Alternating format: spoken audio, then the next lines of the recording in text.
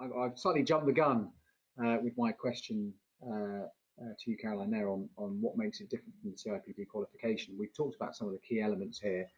We talked about the on-the-job projects. We talked about the reflective journal and having the dedicated learning and development coach, and also the endpoint assessment, that you are properly assessed and graded at the end of this to ensure that you really can say with great confidence, I'm a qualified professional HR person, whether it's at level 3 or at level 5.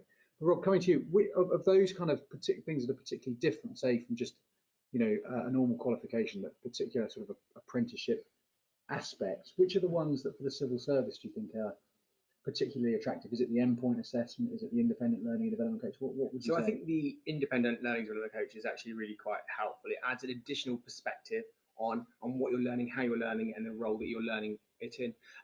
I might just go back to the earlier slide actually, because there was a reference to the civil service training courses that were available to apprentices. And yes, we can think about the training courses that are available. But I would encourage anybody that's kind of watching this this live stream, but also all of our apprentices, just to think more broadly than the training courses that we have available within the civil service. I'd encourage a lot of curiosity for the wider activity that we have for learning and development. So I, as somebody, have worked in a number of different government departments, and I have always been really quite surprised about the differences in the HR model, how HR is used and worked with line managers. Right, so there is just something about in meeting other apprentices who are in other government departments.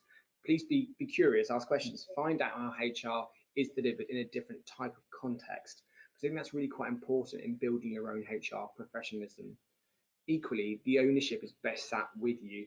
So do be quite a demanding learner. So where there are opportunities for shadowing, where you could seek out a coach, looking at articles and podcasts. I would hate people to think that when we think about the apprenticeship, that's at the exclusion of other learning activities that we have across the HR community.